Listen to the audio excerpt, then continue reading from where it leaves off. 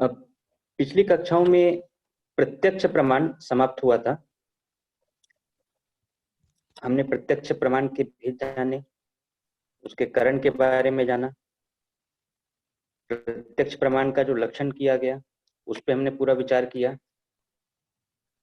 और कितने प्रकार से उसके सन्निकर्ष होते हैं, इंद्रिय सन्निकर्ष के कितने भेद हैं, उन सब के बारे में हमने जाना।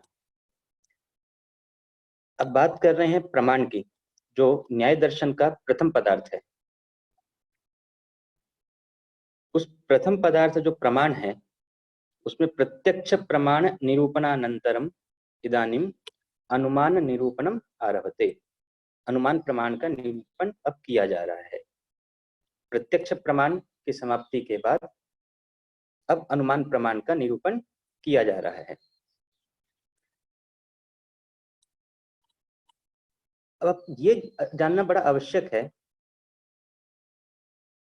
क्योंकि प्रत्यक्ष प्रमाण अनुमान प्रमाण को जानने के लिए अत्यंत आवश्यक है। जब तक हम प्रत्यक्ष नहीं करेंगे तब तक हमें अनुमान भी उचित प्रकार से नहीं हो सकता है, क्योंकि प्रत्यक्ष मूलक ही अनुमान होता है। यदि प्रत्यक्ष नहीं पता होगा या हम प्रत्यक्ष नहीं करते हैं तो प्रत्यक्ष के बिना अनुमान भी संभव नहीं है। अब पुनः बात है कि अनुमान प्रमाण का निरूपण कर रहे हैं। जैसे प्रत्यक्ष प्रमाण में लक्षण बताया, उसी तरह से अनुमान का भी लक्षण बता रहे हैं। लिंग परामर्शः अनुमानम, अनुमान का लक्षण क्या किया? लिंग परामर्शोनुमानम, लिंग परामर्शः अनुमानम। ठीक है, तो लिंग परामर्श को क्या कहा? अनुमान कहा। तो अनुमान निरूपणम तत्र अनुमानम किम? तो लिंग परामर्शः अनुमानम, लिंग परामर्श को ही अनुमान बताया। अब यहाँ पर लिंग परामर्शः, दो शब्द हैं, लिंग लिंग परामर्शः। तो ये दोनों को ही हमें जानना पड़ेगा कि लिंग क्या चीज है और परामर्श क्या है।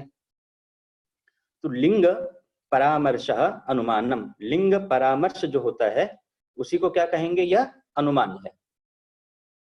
फिर अगली पंक्ति है, ये नहीं अनुमीयते तद अनुमानम। यह भी देखिए अनुमान को बता रहे हैं, जिसके द्वारा अनुमिति होती हो, जो अनुमिति में सहायक हो। अनुमिति प्रमा है, उस अनुमिति प्रमा में जो सहायक है, जिसके द्वारा अनुमिति ज्ञान होती है, उसको क्या कहेंगे? वह अनुमान है। ये नहीं अनुमीयते तद अनुमानम, जिसके द्वारा अनुमिति होगी वह अनुमान है। जिसके द्वारा हम अनुमिति करते हैं वह क्या हुआ? अनुमान हुआ। फिर पुनः लिंग परामर्शेन च अनुमीयते अतः लिंग परामर्शः अनुमानम। तो जो पहली जो पंक्ति थी, पहली पंक्ति में क्या था? लिंग परामर्शः अनुमानम। लिंग परामर्श को ही क्या बोलेंगे? अनुमान बोलेंगे। क्यों लिंग परामर्श ही अनुमान है? तो उसका कारण बताया कि ये नहीं अनुमीयते, जिसके द्वारा अनुमिति होती है, ये नहीं अनुमीयते तद अनुमानम, वह अनुमान है। अब अनुमिति किसके द्वारा होती है? तो लिंग परामर्शेनैव अनुमीयते, लिंग परामर्शेन च अनुमीयते अतः लिंग परामर्श एव अनुमानम, इसलिए लिंग परामर्श ही अनुमान है। ठीक है, तो लिंग परामर्श अनुमानम, लिंग परामर्श को अनुमान कहा। तो लिंग परामर्श कैसा है? क्योंकि वो अनुमिति कराने वाला है, इसलिए वह अनुमान है। तो अनुमान अलग से और कोई पदार्थ नहीं है, लिंग परामर्श को ही अनुमान बोलते हैं। लिंग परामर्शः तदेव अनुमानम। क्यों अनुमान बोलते हैं? क्योंकि लिंग परामर्श के द्वारा अनुमिति होती है। अब प्रश्न उठेगा कि वह लिंग क्या है, वह परामर्श क्या है और अनुमिति क्या है। अभी तक में यह तीन शब्द आए, लिंग, परामर्श और अनुमिति। लिंग परामर्श के द्वारा अनुमिति होती है। ठीक है, तो वह लिंग क्या है, परामर्श क्या है? मतलब लिंग का जो परामर्श वह अनुमान है। तो हमें जानना होगा कि वह लिंग क्या पदार्थ है और परामर्श कौन सा पदार्थ है, जिसके द्वारा, जिसके परामर्श मतलब लिंग के परामर्श से अनुमिति होती है। न्याय दर्शन में मितेन लिंगेन अर्थस्य अनुपश्चान अनुमानम, अनुमान का जो लक्षण बताया, अनुमान का जो अर्थ बताया, क्या बताया?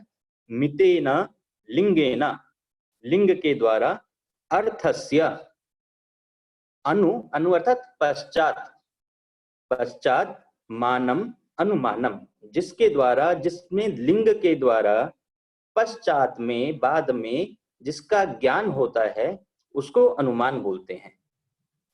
अब यहाँ एक उदाहरण से समझिए, जैसे हम पर्वत में अग्नि का अनुमान करते हैं, पर्वतो वह्निमान, पर्वतो वह्निमान में पर्वत में अग्नि है, पर्वत में वह्नि है, इस अनुमान, हम इस अनुमिति तक पहुंचते हैं।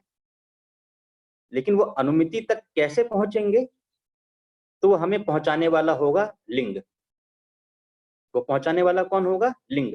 लीनम अर्थम गमयति इति लिंगम, लीनम छुपे हुए अर्थ को जो बताता है वह लिंग है।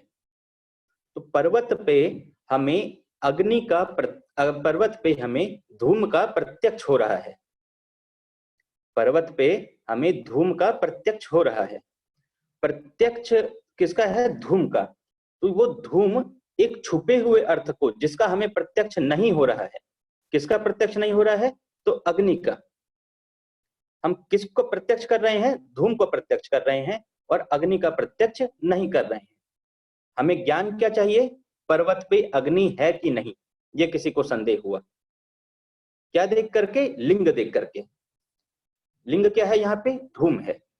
तो लिंग अर्थात जो छुपे हुए अर्थ को जो बताने वाला है, जो छुपे हुए अर्थ को बताता है, उसी को हम क्या बोलते हैं? उसको लिंग बोलते हैं, जो छुपे हुए अर्थ को बताए।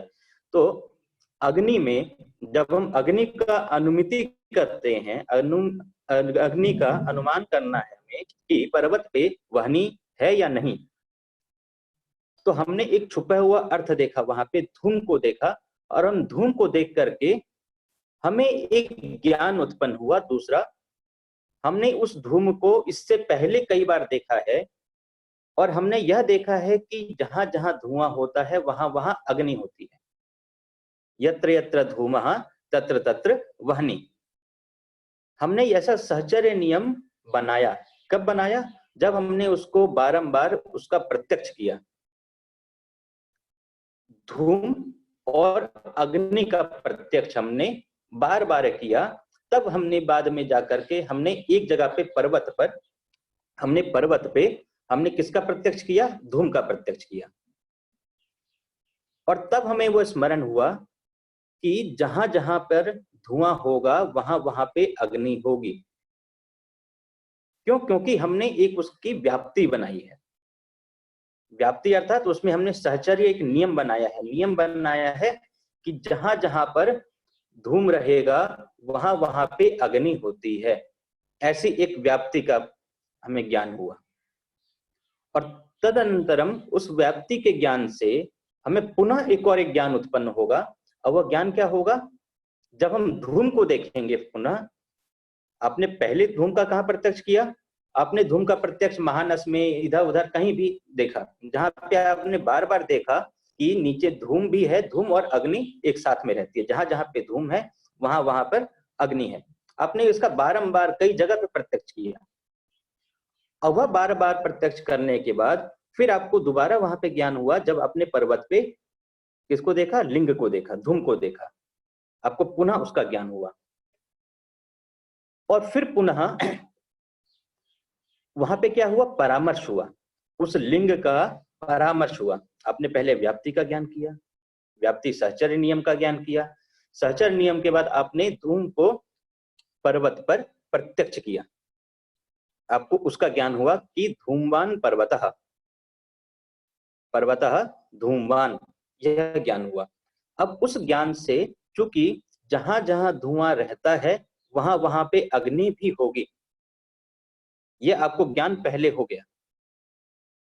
तदनंतरम आपको वो ज्ञान होगा कि यहाँ पर धुआं है, तब आपको व्याप्ति के साथ साथ में, जो पहला ज्ञान था आपका व्याप्ति का, उस व्याप्ति ज्ञान के साथ में आपको दूसरा एक साथ का ज्ञान होगा, पक्षता का। ठीक है, तो पक्षता का, पक्षता क्या है यहाँ पर? पर्वत, पर्वत में रहना, पर्वत जो पक्ष है उस पक्ष में रहना। पर्वत में किसका रहना? व्याप्ति का रहना। पर्वत में किसका रहना? पर्वत में आपकी जो व्याप्ति है, यत्र यत्र धूमः तत्र तत्र वह्नि। आपने किसको देखा वहां पे? धूम को देखा। वह धूम कैसा है? वह्नि व्याप्त है। तो वह्नि व्याप्त धूमवान अयम पर्वतः, वह्नि व्याप्त धूमवान अयम पर्वतः। इस तरह का जब आपको ज्ञान का बोध होगा तो वो क्या कहलाएगा? फिर उस ज्ञान से जो जन्य जो ज्ञान होगा, मतलब वह्नि व्याप्त धूमवान अयम पर्वतः, यहाँ पे वह्नि व्याप्त में व्याप्ति है, अयम पर्वता में पक्ष धर्मता है। तो व्याप्ति विशिष्ट पक्ष धर्मता जो ज्ञान है यह आपका है परामर्श। और तत्लिंग परामर्श जन्य ज्ञान जो उत्पन्न होगा, पर्वतो वह्निमान, वह्नि व्याप्य धूमवान अयम पर्वतः, और तस्मात् पर्वतो वह्निमान, इत्यादि का ये जो ज्ञान होगा, यह ज्ञान आपकी होगी अनुमिति।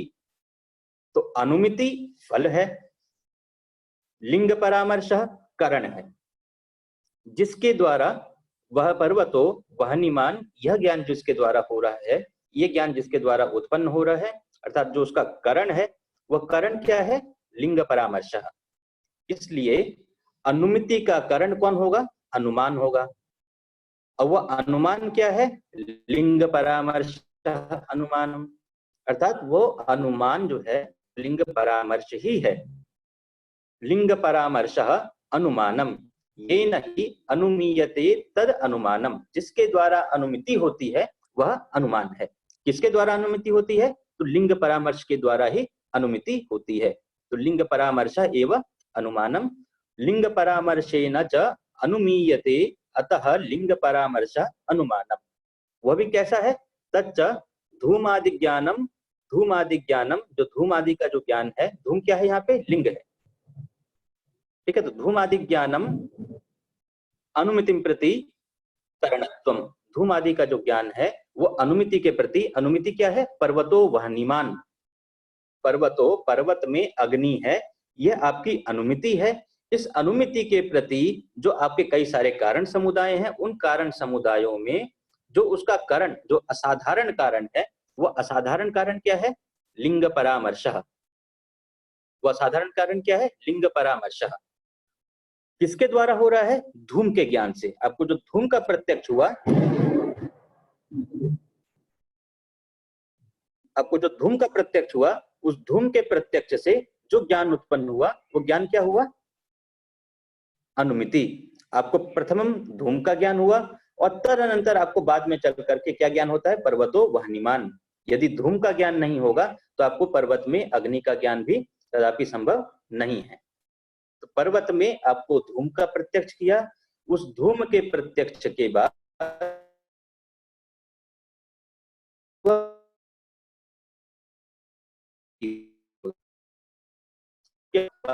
अनुमान, पर्वत में आप अग्नि का अनुमान, अनुमिति करते हैं, वो आपको फल हुआ। उस फल के प्रति जो करण है वह लिंग परामर्श, उसी को अनुमान कहते हैं। अग्नि है वही,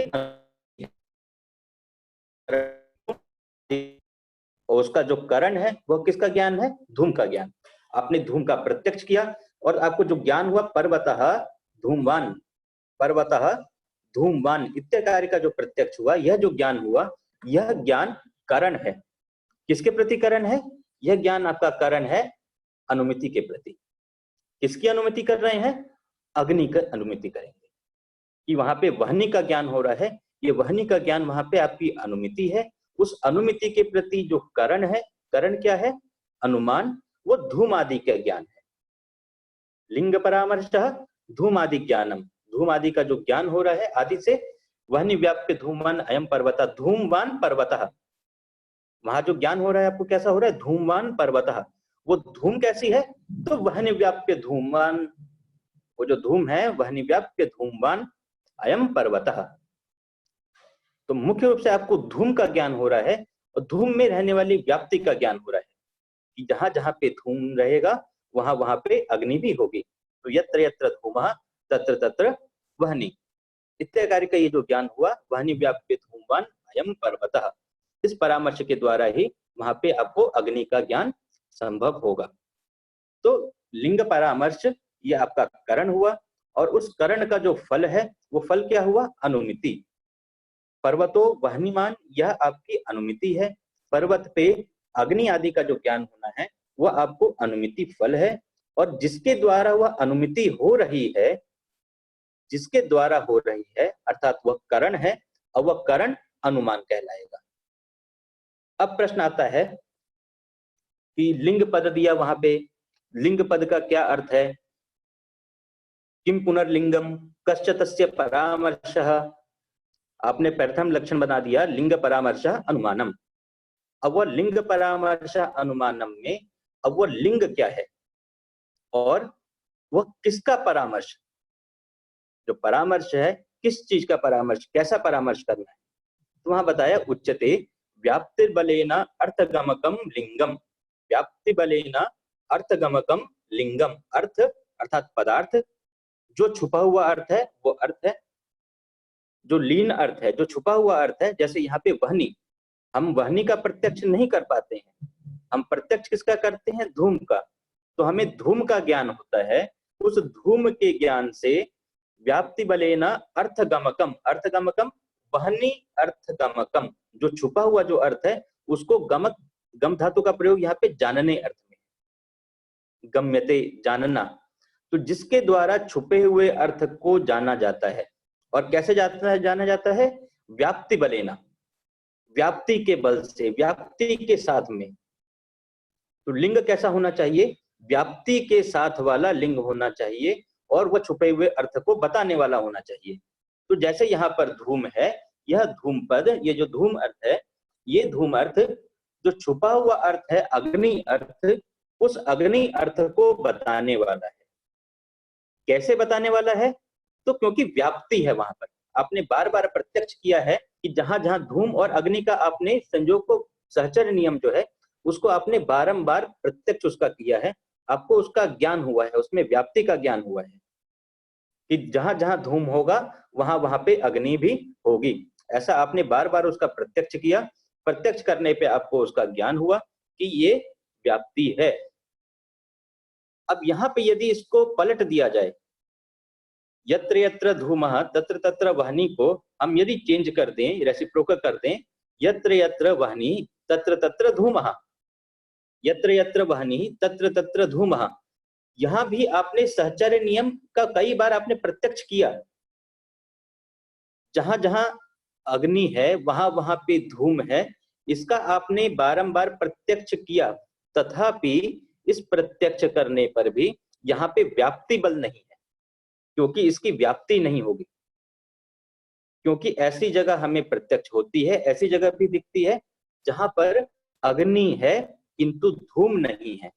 अजय गोलक आदि, अभी हम एलपीजी सिलेंडर यूज करते हैं, गैस यूज करते हैं, जब आप उसको जलाते हैं उसमें धूम नहीं होता, लेकिन अग्नि होती है। तो जब चूल्हे को जब जलाया जाता है तो यहाँ पर अग्नि है, अग्नि के रहने पर भी धूम नहीं है, अर्थात जहां जहां अग्नि है वहां वहां धूम भी होगा ऐसा नहीं कह सकते, ये व्याप्ति नहीं बनेगी। लेकिन जहां जहां धूम है वहां वहां पे अग्नि होगी, ये व्याप्ति बनेगी। जहां जहां अग्नि है वहां वहां धूम भी होगा, ऐसी 100% हम नहीं बोल सकते, तो इसको हम व्याप्ति नहीं बना सकते। क्योंकि ऐसे बहुत जगह अयोगोलक आदि में हम ऐसा देखते हैं कि वहां पे अग्नि के रहते हुए भी धूम नहीं है। वहां पे मानते हैं उपाधि को, साध्य व्यापकत्वे सति साधना व्यापकत्वम, आगे आएगा भी है। तो वहां पे क्या है? उपाधि, उपाधि है वहां पे आद्रेंदन संयोगः।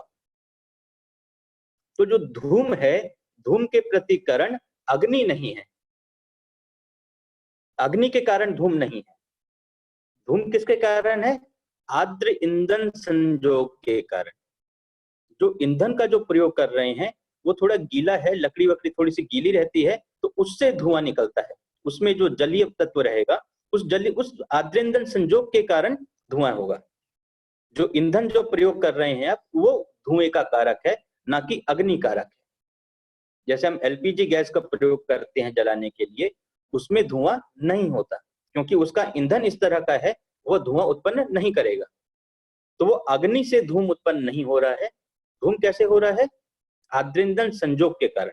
इसलिए आद्रेंदन संजोग यहाँ पे उपाधि हुई।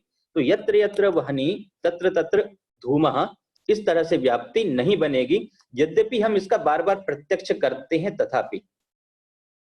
तो हम प्रत्यक्ष किसका कर रहे हैं?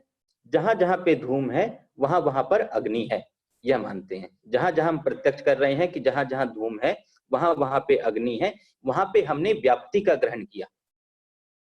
तो व्याप्ति बलेना अर्थगमकम लिंगम। लिंग क्या हुआ? व्याप्ति बलेना अर्थगमकम, ये लिंग का लक्षण हुआ। तो लिंग का लक्षण हुआ व्याप्ति बलेना अर्थगमकम, अर्थ को बताने वाला, छुपे हुए अर्थों को बताने वाला। किसके द्वारा? व्याप्ति बलेना, व्याप्ति के बल से छुपे हुए अर्थों को बताने वाला वह लिंग है। पर्वतो वह्निमान में वह्नि प्रत्यक्ष, वह्नि का प्रत्यक्ष नहीं कर पाते हैं। आप किसका प्रत्यक्ष करते हैं? धूम का। वह धूम का प्रत्यक्ष आपका जो छुपा हुआ अर्थ है अग्नि अर्थ, उस अग्नि अर्थ का द्योतक है, अग्नि अर्थ को बताता है। वो जो छुपा हुआ अर्थ है अग्नि, उस अग्नि को बताने वाला है, इसलिए वह क्या है? लिंग है, जो छुपे हुए अर्थ को बताए व्याप्ति के बल से। तो यत्र यत्र धूमः तत्र तत्र वह्नि, इस व्याप्ति के बल से अग्नि का अनुमापक होने से धूम अग्नि का क्या होगा? लिंग होता है। ठीक है। धूम के कारण अग्नि की अनुमिति होती है, इसलिए धूम अग्नि के प्रति लिंग होगा, उसको बताने वाला है। तो ये हो गया व्याप्ति बलेना अर्थगमकम लिंगम। यथा धूमः धूमः अग्नेर लिंगम, जैसे धूम अग्नि का लिंग है। तथा ही यत्र धूमः तत्राग्निरिति सहचर्य नियमो व्याप्ति। यहाँ पे व्याप्ति क्या है? यत्र धूमः तत्र वह्नि, यत्र हेतु तत्र साध्यम। जहां जहां पर भी हेतु है, जहां जहां हेतु होगा वहां वहां पर साध्य है। यह जो नियम है, यह नियम क्या कहलाएगा? व्याप्ति कहलाएगा। ठीक है। तो जहां जहां पर भी आप बता रहे हैं कि जहां जहां पर हेतु है वहां वहां पर क्या है? साध्य है। जब आप ऐसा बताएंगे तो ये क्या कहलाएगी? व्याप्ति कहलाएगी। हेतु और साध्य का नियम, हेतु और साध्य का एक जगह पर रहने का जो नियम है, यही क्या है? व्याप्ति है। तो यहाँ पे हेतु क्या है? पर्वतो वह्निमान धूमवत्वात्, पर्वतो वह्निमान धूमवत्वात्। पर्वत पे आपको किसका अनुमान करना है? अग्नि का अनुमान करना है। तो पर्वतः वह्निमान, क्यों वह्निमान है? कारण पूछा तो बताया धूमवत्वात्, क्योंकि वहां पे धूम है। उस धूम को देख करके आपको व्याप्ति होगी कि अच्छा, जहां जहां धूम, जहां जहां पे हेतु है वहां वहां पे साध्य यदि रहता है तो वो सही व्याप्ति, तो वो व्याप्ति होगी। तो यत्र यत्र हेतु तत्र तत्र साध्यम। यहाँ पे हेतु क्या हुआ? धूम, जिसमें पंचमी विभक्ति लगी हो वह हेतु। तो पर्वतो वह्निमान धूमवत्वात्, तो धूमवत्व क्या है? यहाँ पर हेतु हुआ। तो यत्र यत्र धूमवत्वम तत्र तत्र वह्निमत्वम, जहां जहां पे धूम होगा वहां वहां पर अग्नि भी होगी। तो यह जो नियम बनाया आपने, हेतु और साध्य का एक साथ का जो नियम बनाया, यह नियम ही क्या कहलाएगा? यह हो गया व्याप्ति। तो धूमः यत्र धूमः तत्राग्नेति सहचर्य नियमो व्याप्ति, तस्याम गृहीतायामेव व्याप्तौ धूमो अग्निम गमयति। ये व्याप्ति के ग्रहण करने पर ही, यत्र यत्र धूमः तत्र तत्र वह्नि, इस व्याप्ति के ग्रहण करने पे ही धूमः अग्निम गमयति। धूम किसको समझाएगा? अग्नि को बताएगा। अग्निम गमयति, लिंग के लक्षण में आपका था व्याप्तिर बलेना अर्थ गमकम, जो अर्थ को बताने वाला हो। तो किस अर्थ को बताया? अग्नि अर्थ को बताया। कैसे बताया? व्याप्ति के द्वारा बताया। तो धूम के द्वारा ही आप अग्नि अर्थ को जान पाते हैं, धूम की व्याप्ति के कारण ही आप अग्नि अर्थ को जान पाते हैं। इसलिए अतः व्याप्ति बलेना अग्नि अनुमापकत्वात्, व्याप्ति बल के अग्नि के अनुमापक होने के कारण, अग्नि को बताने वाला होने के कारण ये धूम क्या है, धूमः अग्नेर लिंगम, धूम जो है वो अग्नि का लिंग सिद्ध हुआ। तो धूम क्या है, धूम है यहाँ पे लिंग। क्यों लिंग है, क्योंकि वह छुपे हुए अर्थ को बताता है। यहाँ छुपा हुआ अर्थ क्या है, अग्निर अर्थ। उस अग्नि अर्थ का वो बोध अनुमापक जो है, अग्नि का अनुमापक की अग्नि की जो अनुमिति होती है वो किसके द्वारा होती है, धूम के द्वारा होती है। और कैसे होती है, व्याप्ति के द्वारा। धूम में रहने वाली जो व्याप्ति, यत्र यत्र धूमः तत्र तत्र अग्नि, यह जो सहचर्य नियम के द्वारा हमने धूम से किसको जाना, अग्नि को जाना। इसलिए अग्नि के प्रति, अग्नि अर्थ के प्रति, अग्नि अनुमापक के प्रति जो धूम है वह धूम लिंग हुआ, धूमा लिंगम। अब यहाँ पे बात आई तस्य तृतीयम ज्ञानम परामर्शः। अब यह जो धूम का जो ज्ञान हुआ, ये धूम का तृतीय ज्ञान मतलब थर्ड स्टेप का जो ज्ञान होगा वह परामर्श होगा। अनुमान का लक्षण क्या था, लिंग परामर्श अनुमानम। अब यहाँ पे पहले इन्होंने लिंग को समझा दिया, लिंग को क्लियर करने के बाद पुनः बात आई परामर्श। परामर्श क्या है, तो परामर्श है तस्य, तस्य अर्थात धूमस्य, वह जो लिंग है, तस्य लिंगस्य तृतीयम यद ज्ञानम अस्ति तदेव परामर्श। लिंग का जो तृतीय ज्ञान है, तृतीय ज्ञान ही क्या है, परामर्श है। तो यहाँ पे तृतीय ज्ञान का मतलब है स्टेप है, जो उसके स्टेप है कि पहला स्टेप, सेकंड स्टेप और थर्ड स्टेप। तो जो तृतीय चरण में जो आपको जो ज्ञान हो रहा है, प्रथम चरण में धूम का एक ज्ञान हुआ, द्वितीय चरण में एक ज्ञान हुआ और तृतीय चरण में ज्ञान। तो जो तृतीय चरण का ज्ञान होगा उससे साक्षात अनुमिति उत्पन्न होगी।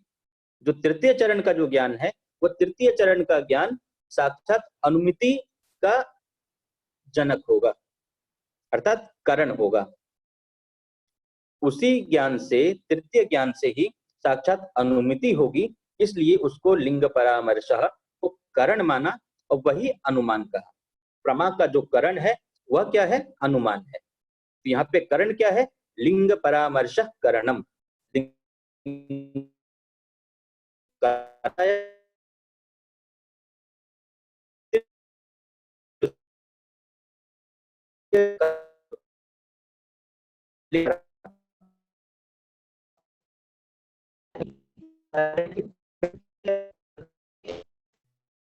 अब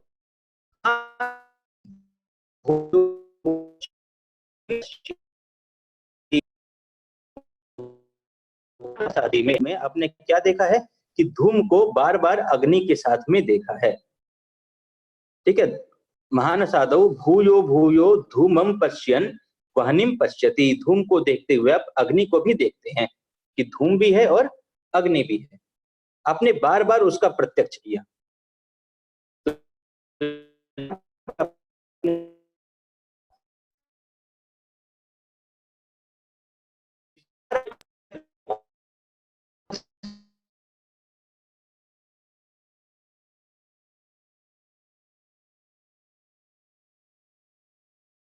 में तो लिंग का जो प्रथम चरण, प्रथम जो ज्ञान हुआ, ये प्रथम ज्ञान जितनी जगह भी आप बार बार उसका दर्शन करते हैं, व्याप्ति से पहले वाला दर्शन की बात है, जितनी बार भी आप दर्शन करते हैं, जितनी बार भी आपने बार बार धूम और अग्नि को एक साथ में देखा है, जहां जहां भी आपने धूम और अग्नि को एक साथ में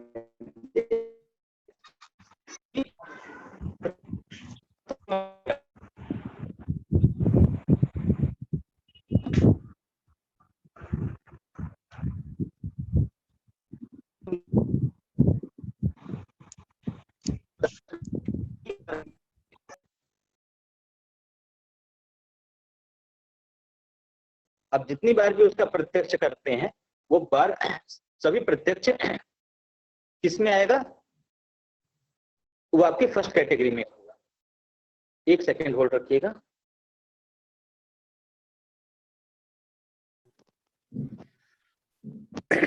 तो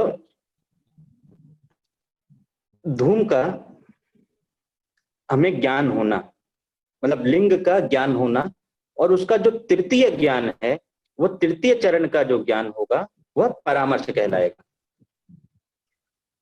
अब हमें जितने भी ज्ञान बार बार देखने पर, धूम और अग्नि को जो हमने बार बार प्रत्यक्ष किया भिन्न भिन्न स्थानों पर, वह सभी ज्ञान एक कैटेगरी में आएगा। वो जितने भी ज्ञान हैं, वो चाहे आपने 50 बार प्रत्यक्ष किया हो, चाहे 100 बार प्रत्यक्ष किया हो, वह उसकी श्रेणी अलग अलग नहीं है, वो सभी के सभी एक श्रेणी का ज्ञान है।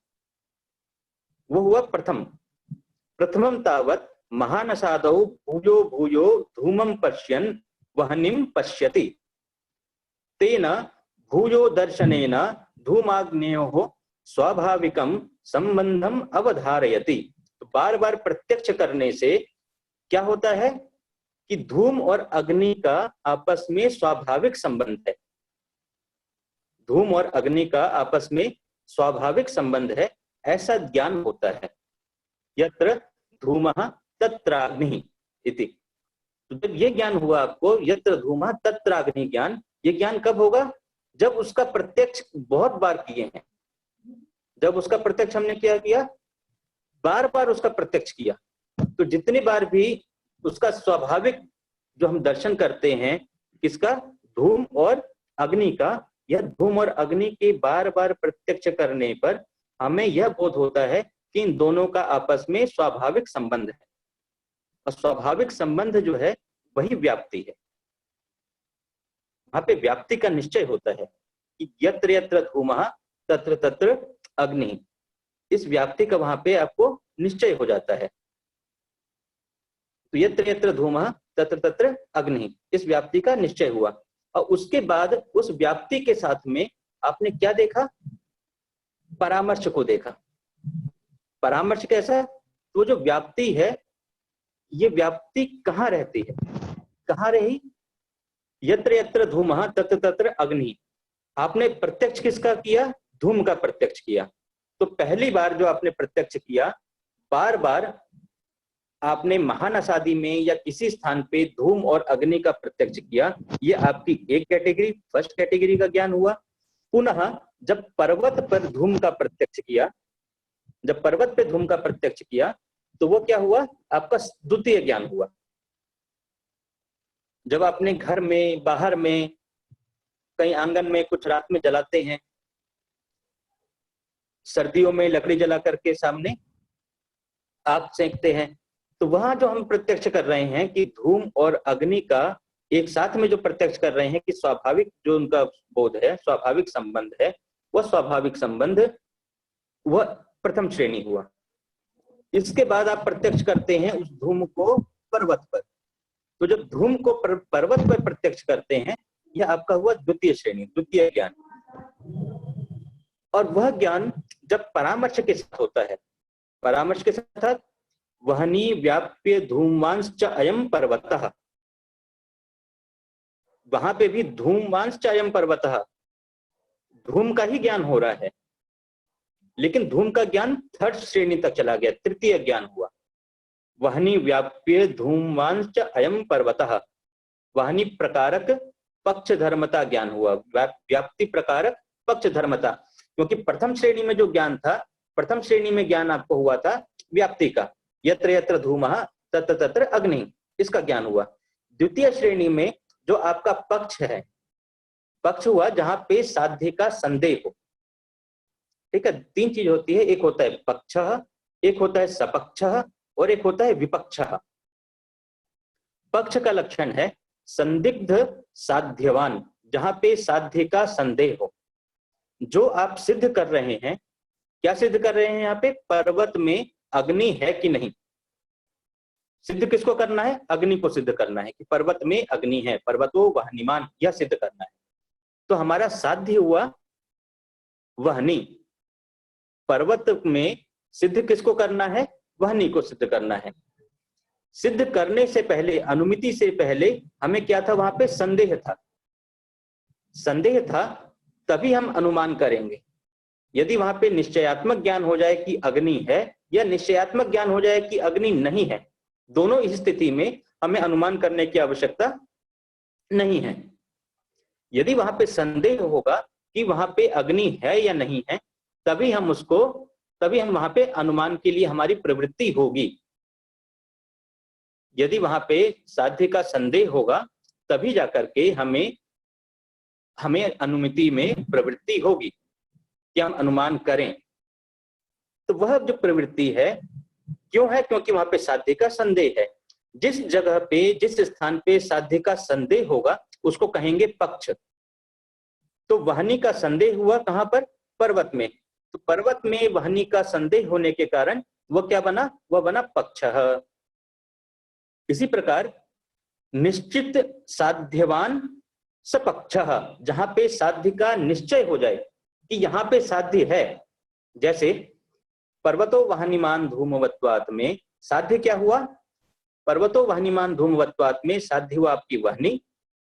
जहां पे आपको निश्चयात्मक ज्ञान हो कि यहाँ पे साध्य है, निश्चित साध्यवान या निश्चित रूप से साध्य अग्नि वाला है, जहां पे यह ज्ञान हो जाए, जैसे जैसे महानस, जो पुराने जो चूल्हे होते थे जिसमें गोष्ठ से, मतलब गोईठा से या लकड़ी से जलाया जाता था भोजन आदि पकाने के लिए, तो वहां पर हमने बार बार प्रत्यक्ष किया है, हमने वहां निश्चित, आपको ज्ञान है कि निश्चित रूप से वहां पे वहनी है, उस महानस में निश्चित रूप से वहनी है, आपने बार बार उसका प्रत्यक्ष किया है, तो वह जो हुआ वह सपक्ष हुआ, निश्चित साध्यवान सपक्ष। और जहां पे निश्चयात्मक ज्ञान हो कि साध्य नहीं है, जहां पे निश्चयात्मक ज्ञान हो कि वहनी नहीं है, ऐसा जो ज्ञान है कि यहाँ पे वहनी नहीं है, वहनी का अभाव है, जहां पे ये निश्चयात्मक ज्ञान हो जाए, जहां पे आपको यह निश्चयात्मक ज्ञान हो जाए कि यहाँ पे वहनी नहीं है, वह क्या होगा? वह होगा निश्चित विपक्ष। वह विपक्ष, जैसे, एक सेकेंड होल्ड कीजिए सर, थोड़ा ऑनलाइन, थोड़ी देर में कॉल बैक करता हूं आपको।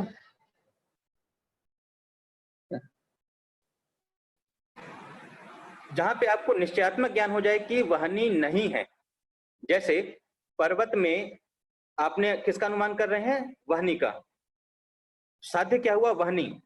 जिस जगह पे वहनी नहीं है, ये इस तरह का ज्ञान हो जाए, जैसे नदी में, समुद्र में, सरित समुद्र आदि में अग्नि नहीं है, वहां पे जल है, तो वहां आपको निश्चयात्मक ज्ञान हो गया है कि वहां अग्नि नहीं है, इसको कहेंगे विपक्ष। मतलब पर्वतो धूमवन, धूम हेतु हुआ, वहनी आपका साध्य है, वहनी साध्य के लिए पक्ष होगा पर्वत, सपक्ष होगा महानस, और विपक्ष होगा सरित समुद्र आदि, समुद्र इत्यादि, ये सब क्या होंगे? निश्चित विपक्ष, वहां पे वहनी नहीं है, इस प्रकार का आपको ज्ञान हो जाता है। तो इसीलिए यहाँ पे पक्ष हेतु का, अर्थात धूम का पक्ष में ज्ञान होना, हेतु का धूम का पक्ष में ज्ञान रहना। पक्ष क्या है? यहाँ पे संदिग्ध साध्यवान पर्वत है, तो उसका पर्वत में ज्ञान होना कि पर्वत पे अग्नि है, पर्वत पे अग्नि है, यह आपको द्वितीय कोटि ज्ञान हुआ। और वह अग्नि, वह जो अग्नि है पर्वत पे धूम है, इस प्रकार का जो लिंग का जो ज्ञान हुआ, पर्वत पे धूम है, यह द्वितीय प्रकार का ज्ञान हुआ। और वह धूम कैसा है? तो वहनी व्याप्य है, वहनी व्याप्य धूम है, वह व्याप्ति विशिष्ट है। तो व्याप्ति का और पक्ष धर्मता का दोनों का एक साथ में ज्ञान होना, यह आपका थर्ड है, तीसरा ज्ञान। तो उसी तीसरे ज्ञान को बोला तस्य तृतीयम ज्ञानम परामर्शः, वह जो उसका जो तीसरा ज्ञान है, अर्थात धूम का, लिंग का जो तृतीय ज्ञान है, वो तृतीय ज्ञान क्या कहलाएगा? वो परामर्श कहलाएगा। तो प्रथमम ज्ञान जो है आपका, प्रथमम ज्ञान हुआ बार बार उसका दर्शन करना, धूम और अग्नि का महानस आदि में जो आपने दर्शन किया, वो आपका पहला ज्ञान हुआ। उससे आपको हुई व्याप्ति, व्याप्ति ज्ञान। और उसके बाद आपको जो ज्ञान हुआ कि पर्वत पर धूम है, वह जो लिंग है वो साध्य में है, पक्ष में है, वह जो लिंग है, वह लिंग कहाँ है? वह लिंग पक्ष में है। यह जो ज्ञान हुआ, यह आपका द्वितीय ज्ञान हुआ। और वह जो लिंग है वो व्याप्ति विशिष्ट है। यह जो ज्ञान हुआ, तो वहनी व्याप्य धूमवांश्च अयम पर्वतः, वहनी व्याप्य धूमवांश्च अयम पर्वतः, यह ज्ञान आपका हो गया लिंग परामर्शः। तो तृतीयम यद ज्ञानम भवति, तृतीयम ज्ञानमेव लिंग परामर्शः। तो तृतीयम तस्य तृतीयम ज्ञानम परामर्शः, तथा ही प्रथम तावत् महानसादौ भूयो भूयो धूमं पश्यन् वहनी पश्यति तेन भूयो दर्शनेन धूमाग्न्योः स्वाभाविकम संबंधम अवधारयति। उससे क्या हो गया, उन दोनों का, धूम और अग्नि का स्वाभाविक संबंधम अवधारयति, दोनों का स्वाभाविक संबंध का उन्होंने ग्रहण किया। और यत्र धूमः तत्राग्नि, वो स्वाभाविक संबंध क्या है, यत्र धूमः तत्राग्नि, जहां जहां पे धूम है वहां पर अग्नि है, यही आपका क्या हुआ वहां पे स्वाभाविक संबंध। और यही स्वाभाविक संबंध ही क्या कहते हैं, इसको व्याप्ति। और इसी व्याप्ति प्रकारक जो आपका पक्ष धर्मता ज्ञान होगा, मतलब यहाँ पे दो ज्ञान, आपको व्याप्ति ज्ञान एक हुआ और पक्ष का ज्ञान हुआ, पक्षता का ज्ञान हुआ। अब दोनों को मिला करके जो विशेषण विशेष्यावगाही जो ज्ञान होगा आपका, कैसा ज्ञान, व्याप्ति विशिष्ट पक्ष धर्मता ज्ञान या व्याप्ति प्रकारक पक्ष धर्मता ज्ञान। यहाँ पर पक्ष धर्मता ज्ञान यह विशेष्य है और व्याप्ति प्रकारक जो व्याप्ति ज्ञान है ये उसका विशेषण है। तो ज्ञान कैसा होना चाहिए, व्याप्ति से युक्त पक्ष धर्मता का ज्ञान होना चाहिए। पक्ष धर्मता अर्थात पक्ष में रहना, पक्षता, पक्ष में रहना। पक्ष में क्या रहेगा, पक्ष में जो आप जिसको सिद्ध कर रहे हैं उसका जो लिंग, उन दोनों की व्याप्ति के युक्त में पक्ष में रहना। आप वहनी को सिद्ध कर रहे हैं, वहनी का लिंग कौन है, धूम लिंग है। वहनी का लिंग हुआ धूम, उस धूम का वहनी व्याप्त होकर के पक्ष अर्थात पर्वत में रहना। तो वहनी व्याप्य धूमवान अयम पर्वतः, यह जो ज्ञान हुआ, यह ज्ञान क्या हो गया आपका लिंग, यह हो गया आपका ज्ञान परामर्श। और इसी परामर्श ज्ञान से क्या ज्ञान उत्पन्न होगा, पर्वतः वहनीमान। इसी परामर्श ज्ञान से क्या ज्ञान उत्पन्न होगा, पर्वतः वहनीमान। पहला ज्ञान क्या हुआ, वहनी व्याप्य धूमवान अयम पर्वतः तस्मात् इदम ज्ञानम जायते यद पर्वतः वहनीमान। क्यों, पर्वत पे आपने किसका प्रत्यक्ष किया, धूम का प्रत्यक्ष किया। वह धूम का आपने बार बार कहीं दूसरी जगह प्रत्यक्ष किया है, जिससे आपको उसके स्वाभाविक संबंध का बोध हुआ। धूम और अग्नि के स्वाभाविक संबंध का बोध हुआ। तो धूम और अग्नि का स्वाभाविक संबंध क्या है,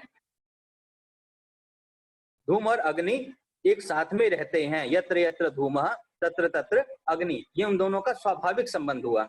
उन दोनों के स्वाभाविक संबंध से जो ज्ञान उत्पन्न होगा, अर्थात वहनी और धूम, धूम और अग्नि यदि दोनों साथ साथ रहते हैं तो पर्वत पे धूम है, यदि वहां पे धूम है और धूम और अग्नि साथ साथ रहते हैं, इसका मतलब है कि वहां पे अग्नि भी होगी। इसका अर्थ है कि वहां पे अग्नि भी होगी। तो इससे हमें क्या बोध हुआ कि पर्वतो वहनीमान।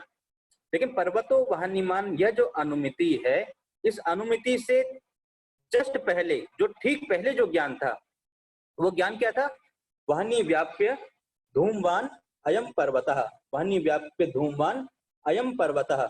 ये जो वहनी व्याप्य धूमवान अयम पर्वतः है, ये क्या हुआ आपका, यह परामर्श हुआ। क्लियर है?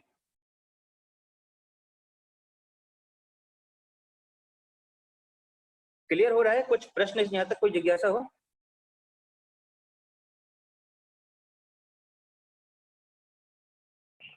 जी नहीं। आवाज आ रही है ना मेरी? जी आ रही है। तो यहाँ तक क्लियर है सब कुछ?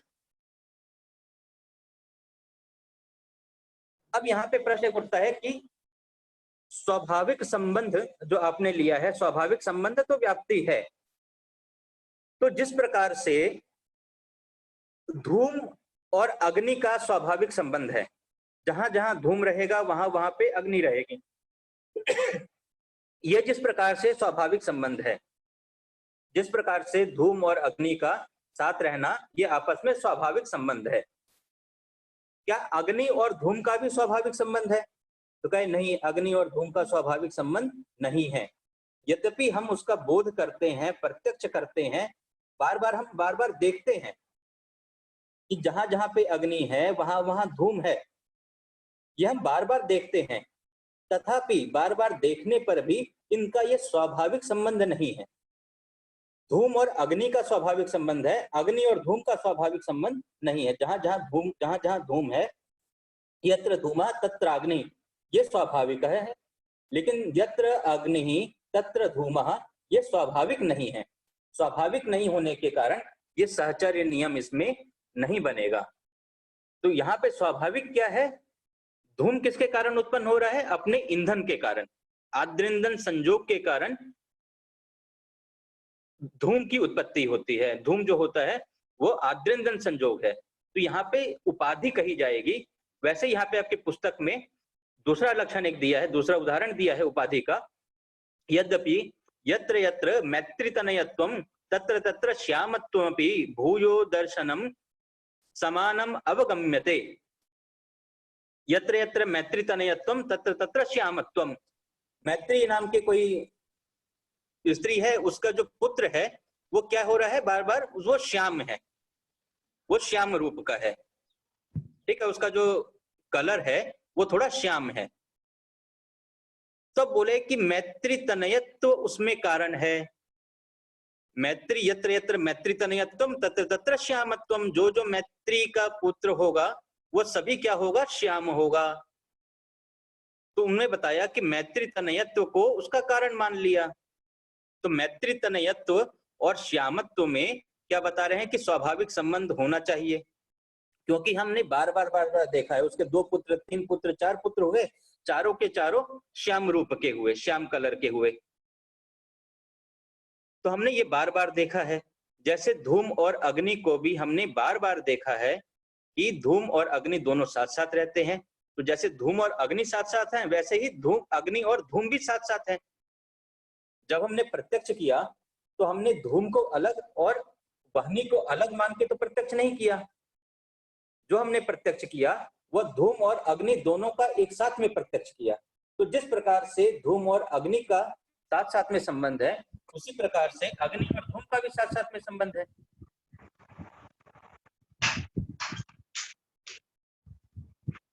ऐसी स्थिति में हमने बार बार प्रत्यक्ष किया है धूम और अग्नि का। उसी प्रकार से यहाँ पर मैत्री और उसके पुत्र, जितने उसके पुत्र हुए, 3 पुत्र, 4 पुत्र, जितने पुत्र हुए, सभी के साथ हमने एक ही चीज देखा कि सभी के सभी का जो रूप है वो श्याम रूप है। तो किसी ने कहा कि इन दोनों में व्याप्ति लगेगी। जो जो मैत्री तनयत्व है जहां जहां, वहां वहां पे श्यामत्व होगा। यत्र यत्र मैत्री तनयत्वम तत्र तत्र श्यामत्वम इत्यपि भूयो दर्शनम समानम अवगम्यते। इसका भी बार बार हमने बोध किया, बार बार देखा।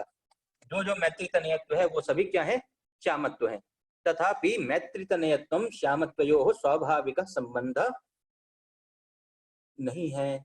मैत्री तनयत्व और श्यामत्व का उसमें स्वाभाविकत्व संबंध नहीं है। आपने बार बार हमने दर्शन किया है।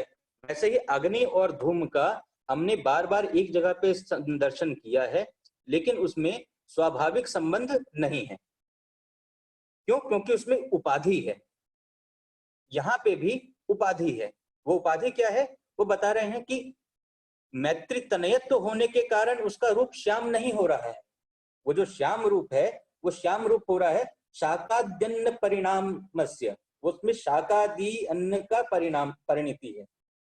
शाक आदि सब जो खाने के कारण, जो साग खा रहे हैं, जो अन्न जो खा रहे हैं, वो अन्न इस प्रकार का खा रहे हैं कि उसका पुत्र क्या हो रहा है? श्याम हो रहा है।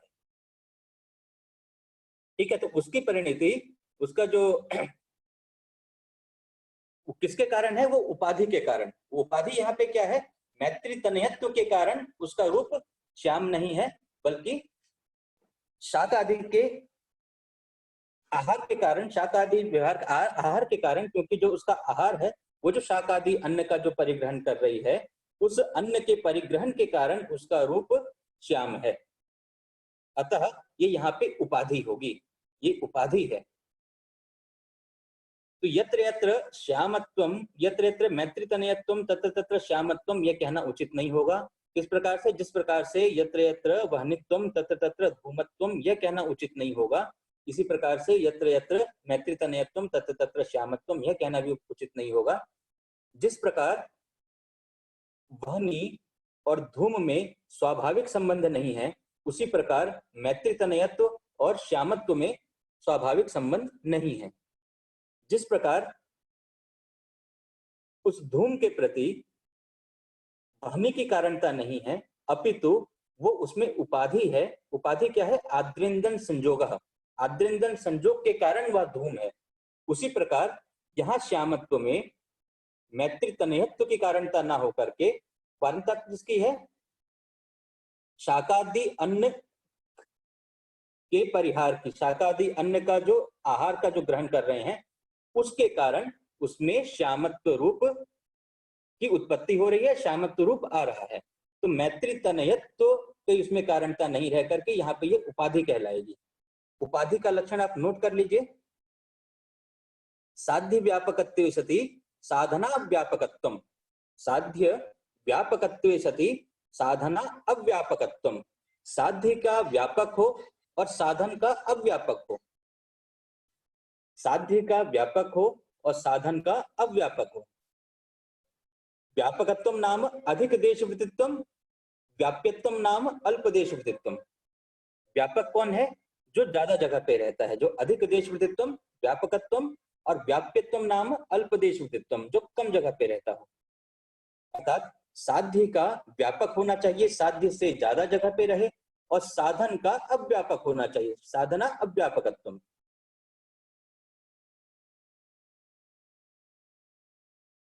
जैसे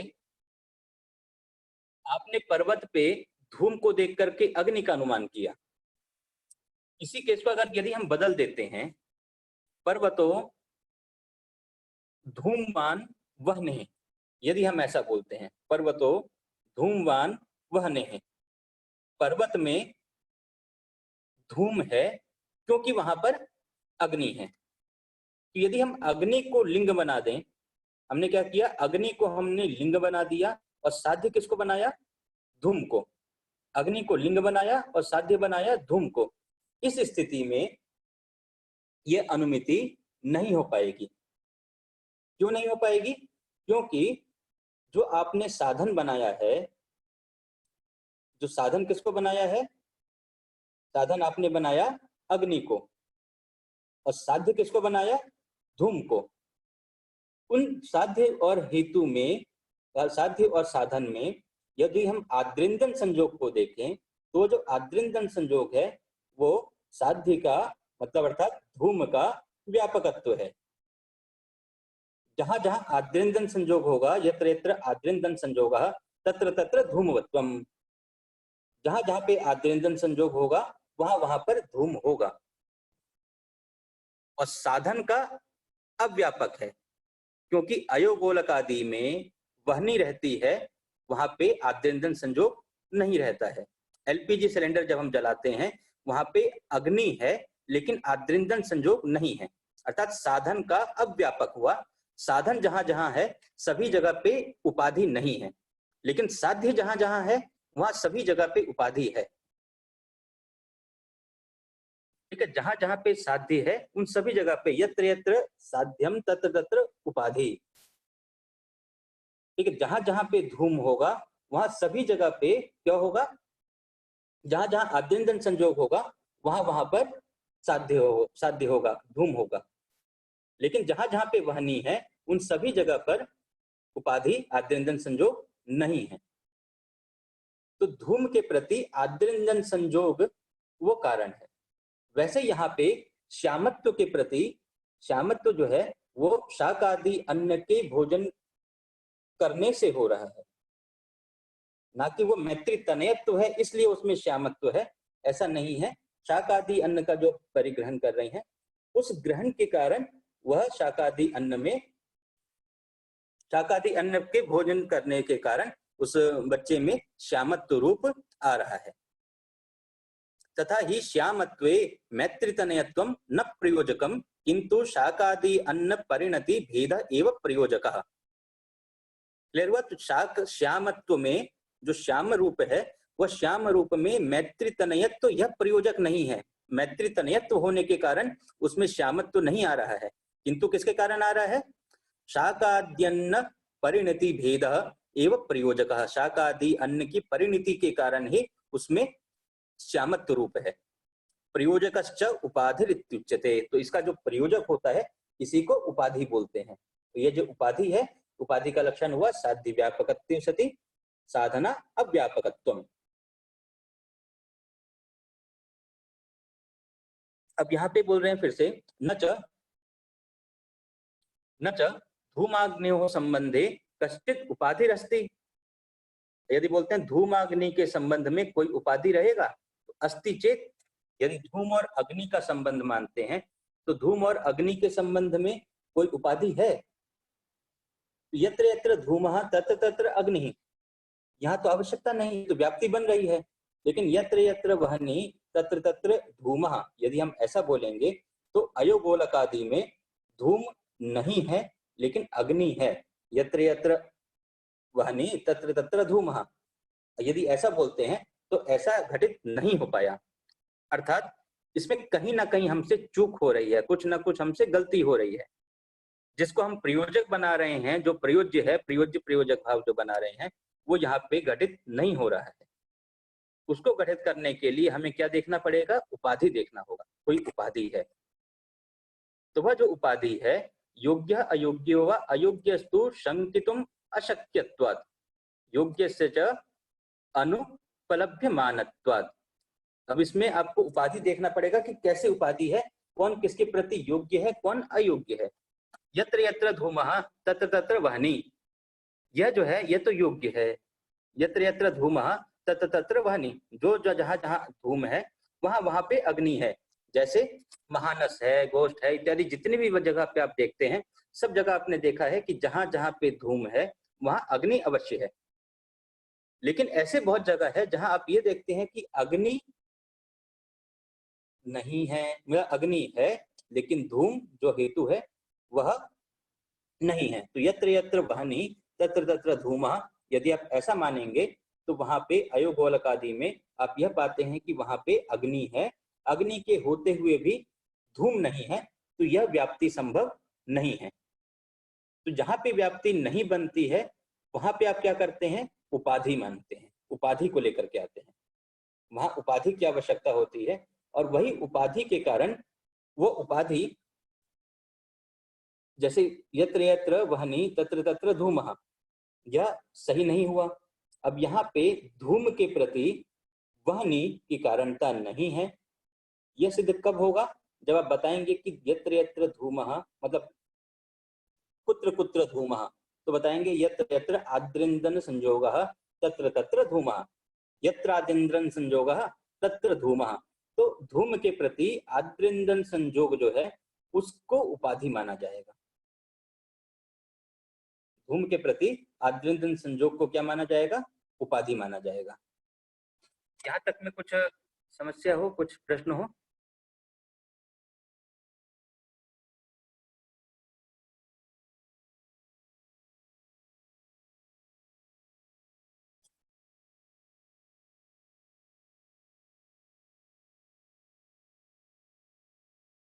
बीच में हमारे 3 दिन का पाठ छूट में गया था, उसको भी कवर करेंगे।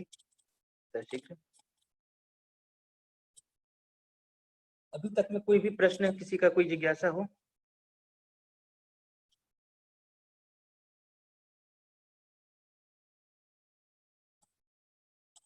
निरूपा कुछ पूछना है?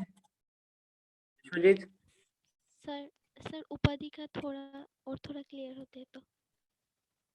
क्या क्या फिर से बोलो, थोड़ा तेज बोलो। उपाधि संज्ञा का। उपाधि? हाँ। उपाधि हुआ साध्य व्यापकत्वे सति साधना अव्यापकत्वम। साध्य का व्यापक हो और साधन का अव्यापक हो, साध्य व्यापकत्वे सति साधना अव्यापकत्वम। जैसे धूम और अग्नि का आपस में स्वाभाविक संबंध है, तो यत्र धूमः तत्र अग्नि, यत्र यत्र धूमः तत्र तत्र अग्नि, यह बनता है। जब हम इसको यदि हम उल्टा कर दें, यत्र यत्र वह्नि तत्र तत्र धूमः, ऐसा बोलने पर यह सही व्याप्ति नहीं हो पाएगी। क्यों नहीं हो पाएगी? कि अयोगोलक आदि में, तत्पिंड आदि में वहां पे वह्नि है, वह्नि के रहते हुए भी धूम नहीं है। तो धूम जो है वो अग्नि के कारण नहीं हो रहा है, तो धूम किसके कारण हो रहा है? आद्रिंदन संयोग के कारण हो रहा है। तो वह जो आद्रिंदन संयोग है जिसके कारण धूम हो रहा है, वो वहां पे उपाधि कहलाएगा। ठीक है, तो जब हमें व्याप्ति बनानी हो धूम की तो हम आद्रिंदन संयोग के साथ बना सकते हैं। यत्र यत्र आद्रिंदन संयोगः तत्र तत्र धूमः, और यत्र यत्र पर- धूमः तत्र तत्र वह्नि। पर एक प्रश्न ये भी उठता है कि बिना ईंधन के अग्नि का होना संभव है क्या?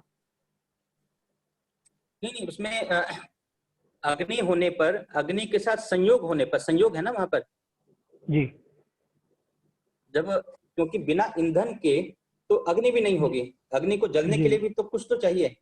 जी जी अग्नि तो तभी जलेगी जब, अग्नि कहीं पे भी तभी होगा जब उसका कुछ आधार होगा, कुछ जलने के लिए कुछ वस्तु होगी। अच्छा जैसे रुई जलाते हैं या बाती जलाते हैं, अगरबत्ती जलाते हैं या जी समिधा जलाते हैं, कुछ बाहर कागज जी जलाते हैं। जी तो जलाने के लिए जब तक उसका वो ईंधन वो नहीं होगा तब तक अग्नि नहीं हो पाएगी। और उसका जब अग्नि के साथ संयोग होने पर वह, उससे धुआं तभी निकलेगा जब वो आद्रिंदन हो, ऐसा ईंधन हो जिससे धुआं निकल सके। अच्छा अच्छा ठीक है ठीक है। जैसे एलपीजी गैस को हम यूज करते हैं, जी वहां अग्नि जलती है, जी चूल्हे से वो अग्नि जलती है, लेकिन उससे धुआं नहीं निकलता। धुआं इसलिए नहीं निकलता क्योंकि उसमें वो ईंधन नहीं है जिससे धुआं निकल सके, आद्रिंदन संयोग नहीं। तो इसलिए धुएं के प्रति कारण अग्नि नहीं है, वो ईंधन है। ठीक है।